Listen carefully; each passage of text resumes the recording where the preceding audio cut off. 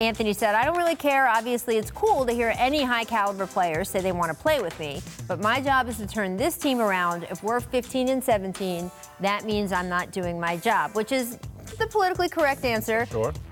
Alvin Gentry just dispatched with political correctness. Here's what he said. We're not trading him. I can say that to the world. We're not going to trade him no matter what. That's not an option. It doesn't matter what anybody says or does. We are not trading Anthony Davis.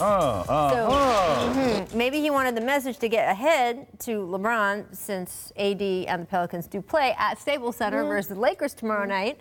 I don't know. Well, I mean, he has some room to talk. I mean, he has 2 years left. Year and a half, yeah. Year and a half. So, I mean, he has a lot of room to talk. And until after this season, then things are starting to get a little bit intense on what type of move you're gonna make to, get some pieces back for him, because you don't want to lose this kid for nothing. I mean, he's too valuable to your franchise.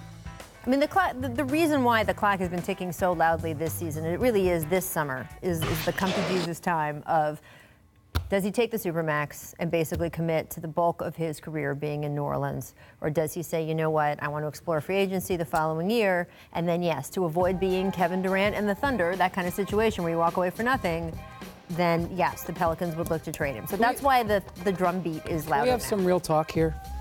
Both Anthony Davis and the Pelicans are doing and saying exactly what they should be doing. Anthony Davis is playing as hard as he can. He's playing through injuries. Illness. He's showing leadership. He turned his ankle last night and played through it. He played through a hip injury recently. He is having a great season. The Pelicans are trying. They're making trades. They are trying to do everything. They are doing what they're doing. But the reality is this: when you spend time around the Pelicans or you talk to anybody in the league, it hangs over everything like a cloud. Absolutely, Anthony Davis has thought about it. Does he think about it every night when he's out there playing? I'm sure he does not. No. But he has, of course, thought about it. It was probably one of the reasons why he switched agents last year. Maybe it's not the whole reason, but it had to do with some of it, because he knew there was a possibility there was going to be dirty work to be done. And every move that the Pelicans make, I've been around teams where this is the case, where there's a free agent coming, you could almost smell the fear. Yeah.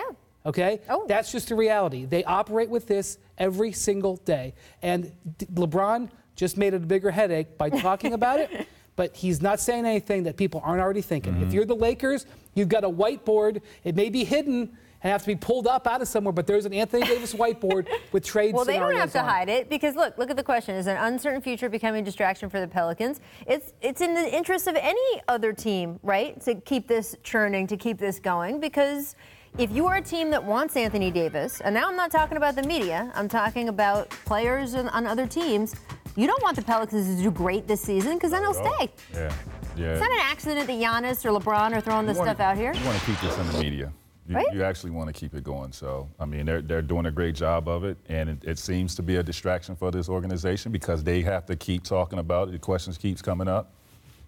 There you go. Well, Alvin Gentry also said earlier this season that he wouldn't trade Anthony Davis even for Beyonce, which I might quibble with. That could be a good trade, but we'll see.